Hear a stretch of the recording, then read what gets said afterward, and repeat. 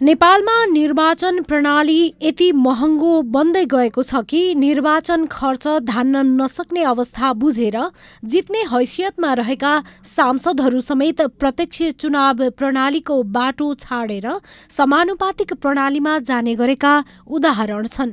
2064 सालको आवधिक निर्वाचनमा निर्वाचन खर्च 2 अर्ब रहेको थियो भने 2070 सालको निर्वाचनमा 4 अर्ब पुग्यो। त्यसै गरी 2074 सालको आवधिक निर्वाचनमा 14 अर्ब निर्वाचन खर्च पुगेको देखियो।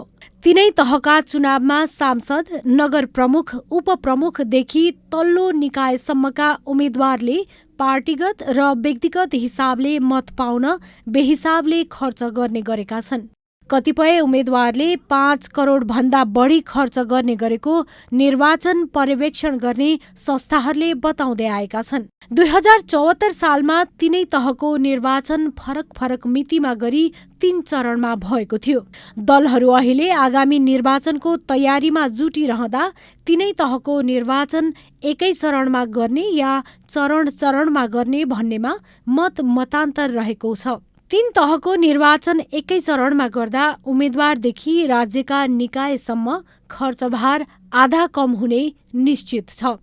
तीनै तहको गर्दाखेरि राज्यको सुरक्षा निकायहरू, कर्मचारीहरूको परिचालन, राजनीतिक दलको खर्च, उम्मेदवारको खर्च, राज्यको खर्च सबै जोगिन्छ र एकैचोटि चुनावमय हुन्छ। राजनीतिक दलहरू पनि सक्रिय हुन्छन्।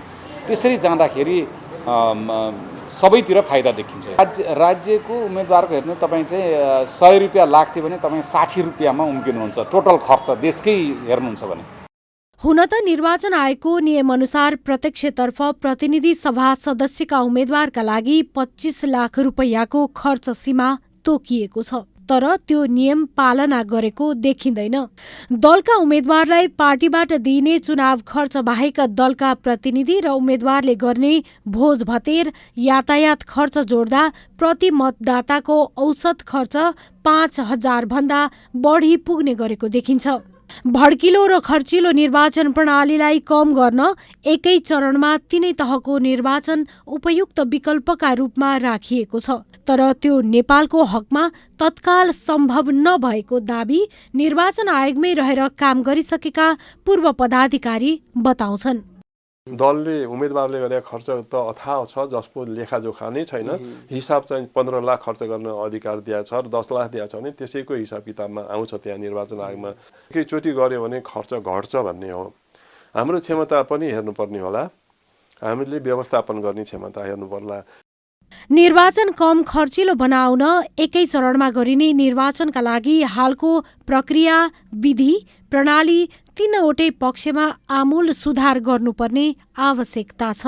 त्यो नहुँदासम्म तत्काल एकै चरणमा चुनाव गर्न केही कठिनाइ हुने निर्वाचन आयोगका पूर्व पदाधिकारीको भनाइ छ। क्यामेरामा शैलेन्द्र गोविन्द अमात्यका साथमा रूपा घिमिरे, काठमाडौँ।